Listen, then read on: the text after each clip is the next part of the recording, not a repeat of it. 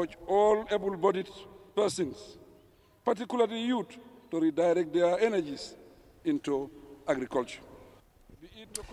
President Adama Barrow presides over the launching of the multi-million-dollar food aid for vulnerable families. The risk of losing control of that virus and letting the reproduction rate go back over 1. Because that would mean not only a new wave of... UK Prime Minister Boris Johnson has warned against early complacency in the fight against COVID-19. Businesses in Egypt are on the verge of returning to normal operations as government amends coronavirus restrictions. This and more coming on The World Today.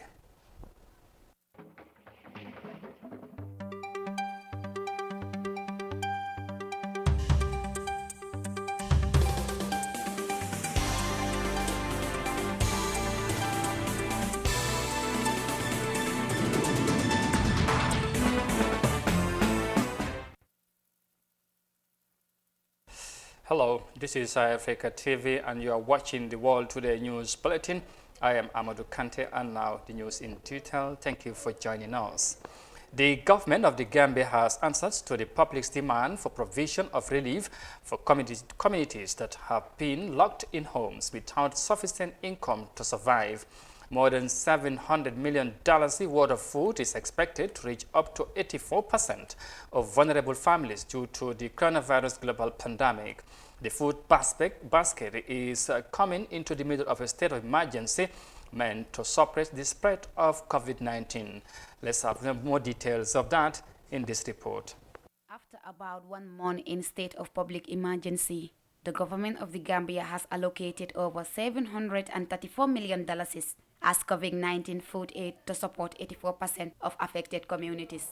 Speaking during the launching of the relief package on Sunday, the president noted that distribution of food items in rice, oil, and sugar will reach out to each of the vulnerable households across the country. Will ensure that support provided to all citizens, especially the vulnerable, is real in value.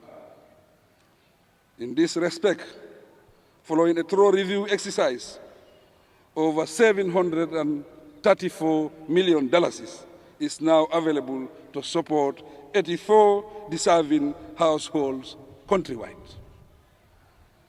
Such support will include rice, oil, sugar to each of the vulnerable households identified. The launch of this support came in response to public demand for government to counter the ramification generated by the COVID-19 partial lockdown on markets and non-essential service centers. Fellow Gambians, conscious of the difficulties that confront many households, the government has devised strict measures to ensure that our food stock is secured. I am informed by the Ministry of Trade that supplies of rice, sugar, flour, and other food items are available. Guided by the ongoing process of scrutiny around the $500 million is committed by government, the President pledged for greater transparency and accountability in the management of the resources available for the pandemic, noting that a single government account has been opened to cater for rapid one-stop financial transaction. Fellow Gambians, residents of the Gambia, there is growing concern that the number of confirmed COVID-19 cases in the Gambia has increased to 10. He announced the establishment of a donation committee regarding COVID-19 and appointment of a national response coordinator in the management and provision of socio-economic support. Reporting for iAfrica News, I am Aminata Diop. The Gambia government providing food assistance to the vulnerable communities in the Gambia. Next, UK Prime Minister Boris Johnson on Monday says that it was too soon to ease the UK's COVID-19 lockdown and warned of a risk of a second wave of the virus. Boris Johnson was speaking outside Downing Street on the Thursday back to work since recovering from the virus, saying UK was beginning to turn the tide. Although UK has flattened the peak of the virus, he said priority is to avoid the second outbreak. This is the moment when we can press home our advantage. It is also the moment of maximum risk, because I know there will be many people looking now at our apparent success and beginning to wonder whether now is the time to go easy on those social distancing measures. Yet we must also recognize the risk of a second spike, the risk of losing control of that virus and letting the reproduction rate go back over 1. Because that would mean not only a new wave of death and disease, but also an economic disaster. And we would be forced once again to slam on the brakes across the whole country and the whole economy, and reimpose restrictions in such a way as to do more and lasting damage. UK's Prime Minister Boris Johnson speaking there. And from that, we come back home because government has pledged to provide 200,000 tons of fertilizers to farmers to make the 2020 season productive enough to prevent hunger resulting from the outbreak of the coronavirus global pandemic. The president, during the launching of the COVID-19 food aid, urged the youth force to consider shifting attention to farming for the production of cereals and vegetables across the country. The call for back to the land is occasionally remembered by every sitting president, especially at the time of natural disasters. On how would this plan roll out, we go with this report. Ahead of 2020 rainy season, President Adama Barrow has called on Gambians to turn attention to the production of staple food with a view to address potential hunger due to the outbreak of the coronavirus global pandemic. Agriculture is a leading sector in the Gambia's economy, contributing 20 to 30% of the nation's GDP. The poor performance of the sector has resulted in deepening rural poverty and stalled GDP growth, which is barely able to keep up with the population growth, according to the National Development Plan. I urge all able-bodied persons, particularly youth, to redirect their energies into agriculture, be it to cultivate our staple foods or horticulture production. Together, let us make agribusiness a reality. The advocacy of homemade food has always been a song to the griots in the government. The APRC leadership is still better remembered for the slogan, "Grow what you eat and eat what you grow." On what will the current dispensation do better, the president made some pledges. In a global pandemic, such as what we are witnessing, every country must look inward to protect and provide for its people. Therefore, it is equally timely that 2,000 tons of fertilizer are available to support farmers in the upcoming rainy season and further strengthen our drive for food security. Meanwhile, Ministry of Trade has ensured that supplies of basic commodities such as rice, sugar, and flour are available to consolidate government's measures to ensure that the state of public emergency is ensured. The President invoked emergency power granted by the Constitution to issue strict regulations. Reporting for African News, I am Aissatou Tamba. And from that report there by Aissatou Tamba, next we head to Zimbabwe because the Zimbabwe's government is providing shelter for homeless people in the capital as part of measures to cope the spread of COVID-19 in the country. This has brought life-changing opportunity for those who barely stay in homes, and some are hoping to venture in life-rewarding activities when the lockdown ends. Authorities say it has not been all rosy to deal with the situation, but hope it can bring change after the lockdown. Let's have more details of that in this report. Farai Shumba, Frank Mwambungo, and Tatenda Bingwa live on the street, surviving by collecting empty bottles and washing cars. They were rounded up at the start of the national lockdown and brought to a shelter where they're experiencing a world of difference. You are assured of a decent night's sleep. You are assured of a meal before you sleep. On the street, there's no guarantee of sleeping because of police patrols, and sometimes there's not enough money for food. They joke how they wouldn't mind COVID-19 lasting till August so they can stay here during the winter. The coronavirus has changed my life. If I look at my skin right now, it is different because I'm bathing in clean water and I am eating well. They've all volunteered to help out in the kitchen and yearn for a fresh start. As for me, my life is changing and I don't wish to go back in the street. But the transition to shelters has not been easy for everyone. We have a big challenge of drug addicts, and they are having to scale the Jurawo at Mount Abden to look for drugs, and we have engaged the Ministry of Health and another NGO which is going to deal with the problem of drug addiction. Those who are willing at this and similar camps for women and children across the country will receive vocational skills training. This park was one of the preferred spaces for street dwellers to put up for the night. Now that they've been cleared out, authorities want to make sure they never have to resort to it for accommodation again. We would have failed as a ministry if the majority of these people after the lockdown find themselves back to the streets. The three I spoke to have no intention of doing so. Tatenda wants to operate earth movers. Frank is hoping to get a driver's license, and Farah is going to try his hand at farming in the village, where the air is much better anyway, he says. The Zimbabwean government providing shelter for homeless people in the country. Well, there's more news coming ahead, but for now, we'll take a break and come back shortly with the remaining of the story. Stay with us, we'll be right back.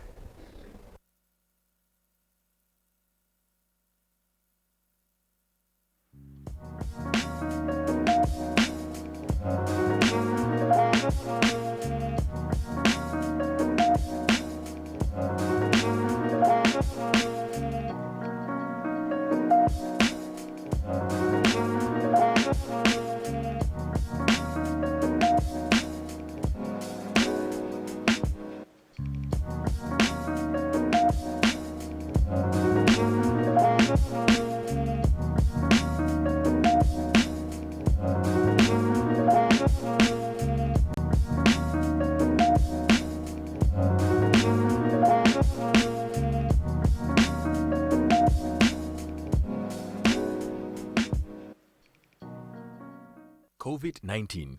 Leave no one behind. Coronaviruses are a large family of viruses that cause illness, ranging from the common cold to more severe lung diseases. COVID-19 is the most recently discovered disease caused by coronavirus. As we fight this pandemic, we must be kind by supporting others. COVID-19 is not specific to any sex, gender, race, nationality, or skin color. So, let us not stigmatize or discriminate against anyone or certain groups. Fear of exclusion and discrimination may result in those who may have contracted COVID-19, including migrants, to hide their symptoms rather than seek treatment. This puts everyone at risk of getting sick. In many contexts, people who migrate to work, study, or join their families are key players in nation building, including combating COVID-19. Let us all play our role in challenging misinformation and discrimination against migrants. Be considerate of others' needs and do what you can to help. Encourage others to wash their hands frequently. Avoid touching their face, eyes, mouth, and nose. Practice proper cough etiquette. Avoid public places. Practice social distancing and stay at home if they feel unwell. The Gambia is called the Smiling Coast because its people are kind. Let's show that kindness in fighting COVID-19, our common enemy. Let's fight it together. For more information, or if you experience any symptoms, dial 1025.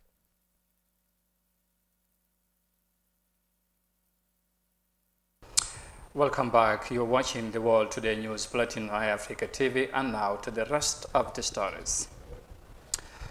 The Gambia's Accountant General has clarified that the government had actually spent $60 million as opposed to initial reports of $143 million out of $500 million being used in response to the COVID-19 in the Gambia. He was speaking during a joint press conference of the Ministry of Health and Finance on Friday, where the Minister for Finance announced the disbursement of $160 million. The money, he said, went on areas such as mobility for the Ministry of Health, payment of quarantine facilities, and postage of medical items. However, I must clarify that in terms of actual expenditure, we spending the $60 million. The $100 million is relating to some procurement that is currently ongoing, is not yet concluded. So therefore, it is set aside and not yet paid out. Because that is pending the completion of the procurement process, then the $100 million would be disbursed. But it is released to us as the paymaster, but we have not disbursed it out. So the other areas we have spent the $60 million include allowances for the health workers, travel expenses relating to the team that the Honorable Minister of Health mentioned about, that is the burial team that is going across the country. And then the other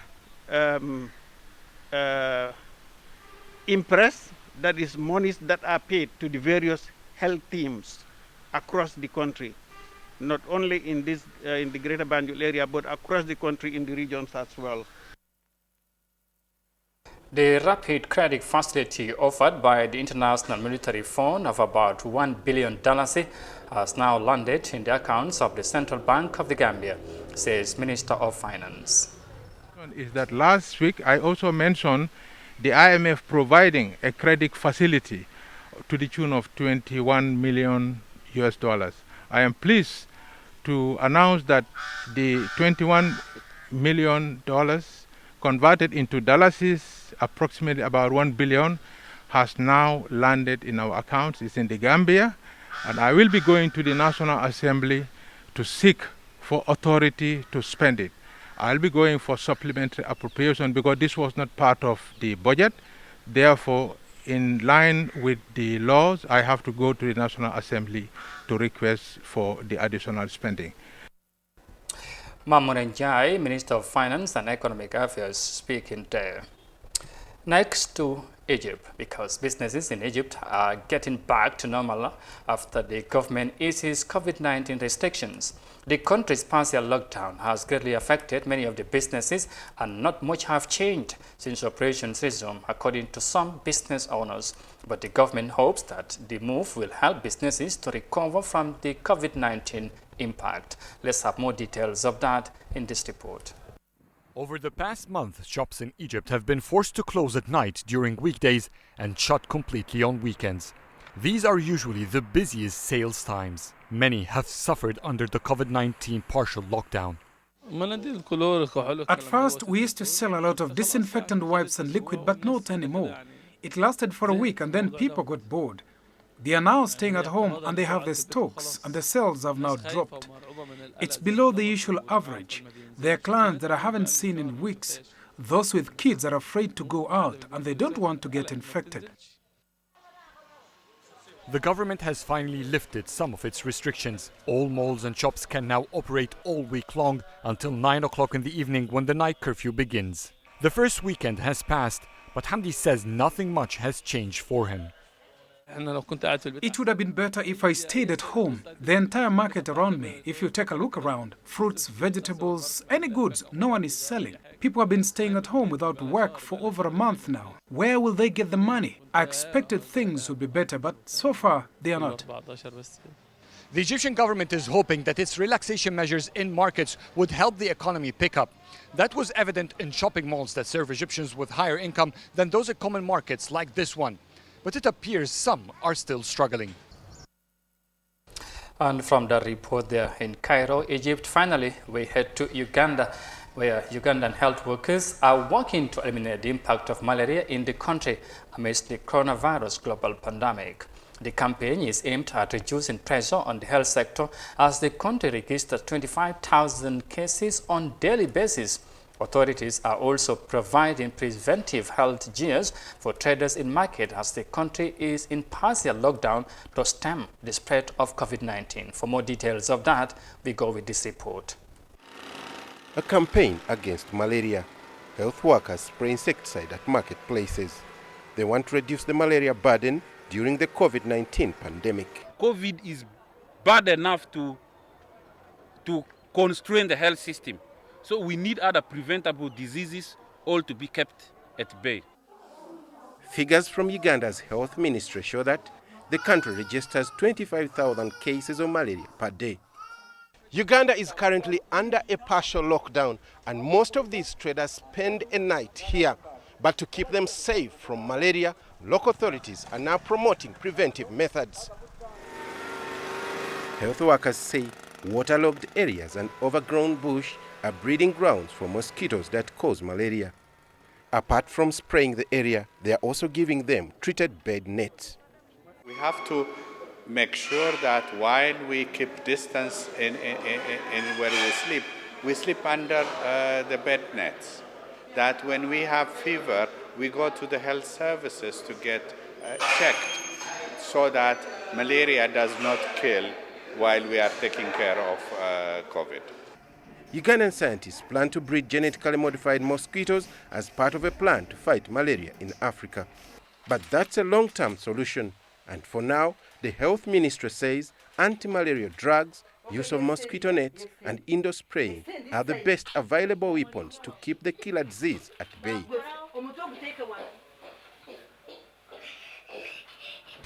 That report in Kampala, Uganda will finally bring this news bulletin to an end. But for more details on these stories and others, you can also log on our website on africa.tv. Well, many thanks for the pleasure of your company. Bye for now and stay safe.